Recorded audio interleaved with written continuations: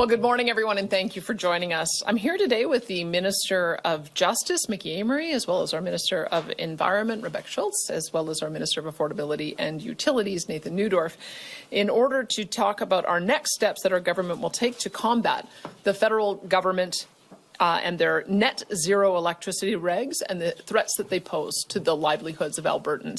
According to the Alberta Electric System Operator's own analysis, these regulations set an emission limit that is completely unattainable and would make Alberta's electricity system even more expensive, more than 100 times less reliable than the province's supply adequacy standard. In fact, these regulations have caused so much uncertainty and set such absurd timelines that they've killed any hope of private industry bringing on any new, clean and reliable, unabated natural gas power generation. Alberta currently relies on natural gas for 75% of its power generation. Without adequate natural gas, our province would be at serious risk of regular brownouts and blackouts during the cold dead of winter through the dog days of summer. But these regulations do not just threaten the reliability of Alberta's electrical grid, they also jeopardize its affordability. Costs would increase by $30 billion, raising electricity prices by 35% for hardworking Albertans. For Alberta families, that means that they would have to pay hundreds of dollars more on their electricity bill each year. That money out of their budget to pay for groceries, to fill up their tank, to drive their kids to hockey practice, or even pay the fees for their kids to play the sports that they love to play. For Alberta businesses, this would mean thousands of dollars more in electricity costs. That's less money to pay for their employees, cover their expenses, and grow their business. But the costs of an unreliable power grid are even more grim. If Ottawa had its way, Albertans would be left to freeze in the dark. In the depths of a minus 40-degree winter cold snap, families would be bundled up in their winter coats while sitting down for dinner, a dinner lit by flashlight or candle as they wait for the rolling blackouts to move on to the next community.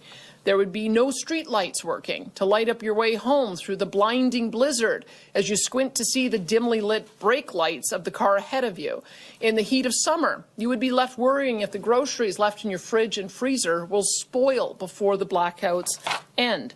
And hospitals would be overwhelmed by the influx of patients suffering from heat stroke while trusting that their generators keep the lights on for their life-saving equipment. And if you don't believe me, just look at what happened in Spain and Portugal just a few days ago. Protecting the reliability and affordability of our electricity is of utmost concern for our government because this is about protecting the lives and livelihoods of Albertans. And what did the feds tell us, Alberta, when we tried voicing our very real and serious concerns about these regulations? They told us, too bad, we're going to do it anyway. In fact, they refused to work with Alberta or listen to Canadians while developing their net zero electricity regulations. Do they really expect us to just freeze in the dark? Sadly, such uncaring arrogance is typical of this Liberal government. And that is why last November we introduced the first Alberta Sovereignty Within a United Canada Act resolution so that our province could take strong and effective action against these destructive regulations. And today, we are taking another step to protect Albertans' livelihoods by challenging the constitutionality of the net zero electricity regulations in the Court of Appeal of Alberta, and we look forward to making our case.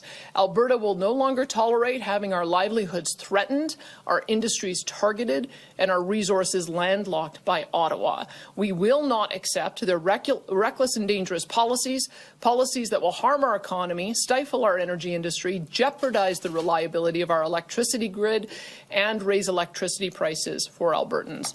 Prime Minister Mark Carney must immediately commence working with our government to reset the relationship between Ottawa and Alberta with meaningful action rather than hollow rhetoric. We will not sit by quietly. Albertans expect to be treated with fairness and respect, just like any other province in this country. Our government will not blindly accept unconstitutional net zero regulations that put Albertans in harm's way. We will always stand up and fight for our province, and we will not let Albertans freeze in the dark.